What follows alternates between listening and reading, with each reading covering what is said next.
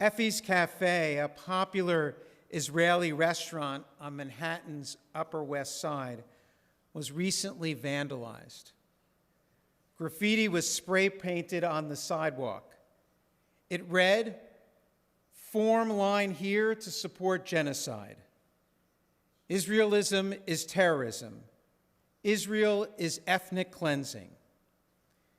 We live in an age when anti-Zionism, when opposition to Israel's legitimate defense of its citizens is the same as the anti-Semitism of ages past.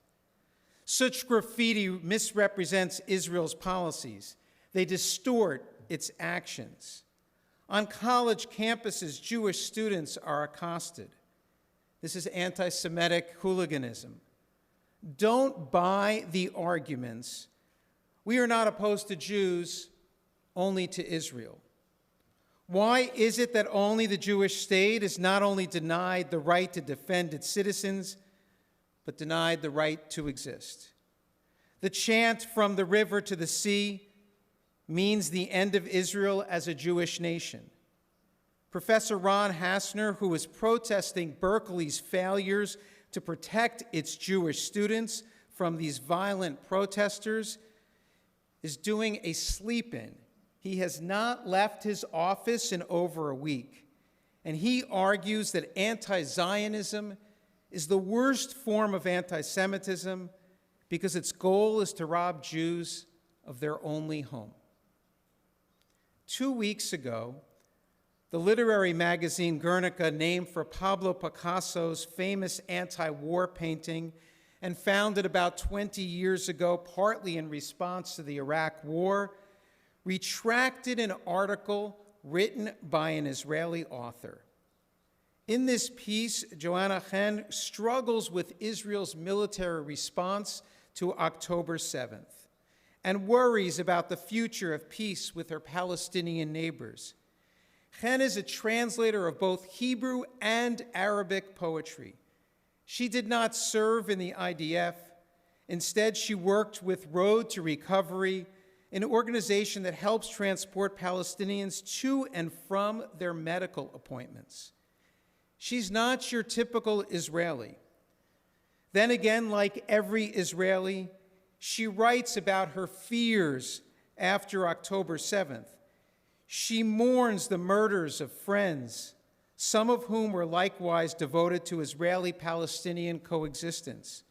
She reaches out to her Palestinian acquaintances and shares these exchanges in this article. It is an angst-filled essay entitled "From the Edges of a Broken World." And yet, soon after this article was published, the magazine had an open revolt among its staff. 15 resigned in protest. One called the article, and I quote, "a hand-wringing apology for Zionism and the ongoing genocide in Palestine." Another wrote that the magazine's decision to publish the piece made it a pillar of eugenicist white colonialism masquerading as goodness. Tell that to the hundreds of thousands of non-European Jews who fled Arab lands, approximately 750,000, and made Israel their home. In our upside-down world, the victims are the oppressors, and the murdering terrorists are the heroes. Anti-Semitism. The magazine retracted the article and removed it from its website. In its place, we read, and again I quote, "Guernica regrets having published this piece and has retracted it. A more fulsome explanation will follow." That was posted on March 4th. There has been no follow-up to date. I share this example because it is emblematic of our current times. This magazine is not only for Palestinian writers, although it often features them. It claims to provide a space for writers of every identity and culture so that the pressing issues of the day can be aired. But that is not where we're at anymore. The magazine has a liberal bent and an anti-war bias, but this example illustrates what is the quagmire of today's anti-Semitism. We are trapped by narrative and belief. We only believe what we believe and never what they believe. Gone is the art of discourse. Lost forever is debate. There is only my narrative versus your narrative, my beliefs versus your beliefs. How else does one explain the fact the sexual violence committed by Hamas terrorists is ignored or even denied by many feminist groups? It does not fit into their narrative that Israel is the oppressor and Palestinians are the victims. This is what we saw on display at the Academy Awards when Jonathan Glazer spoke as if the occupation was the singular cause of the continuing war and bloodshed between Israelis and Palestinians. It's not so simple. No narrative box fits perfectly for every situation. No amount of Instagram posts or TikTok videos will fix the misunderstandings. We can share all the memes we want, but they will only further entrench both sides. We convince only ourselves and not the people we actually need to talk to. They push the very people who desperately need to talk face-to-face farther apart. And that seemed like Joanna Hen's primary lament. She was struggling to reach across the divide, but our world has become about building walls around each and everything, and each and every person, and each and every feeling. I only want the magazine I read or write for or work for to publish things that affirm my feelings and my beliefs. And this brings me to Senator Schumer. And I know this is going to make me unpopular, but can we just relax about his speech? Of course it makes me uncomfortable that my senator castigated Israel and its leaders on the Senate floor. But we are spending so much time and energy arguing about whether or not he should have given this speech that we avoid talking about the content of his speech. I read his speech in detail. He spoke about his love for Israel. He spoke out against anti-Semitism in general and Hamas's evils in particular.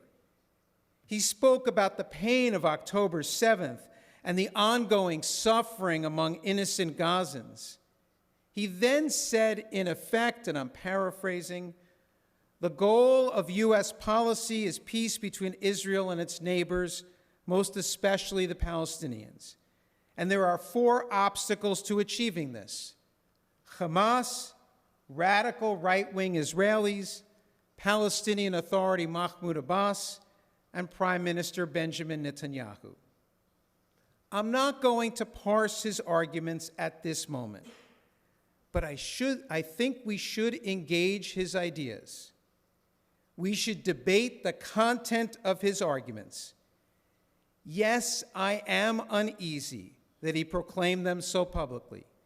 Yes, I am uncomfortable that he laid bare the divide between Israel and the United States and the 2 nations that I love.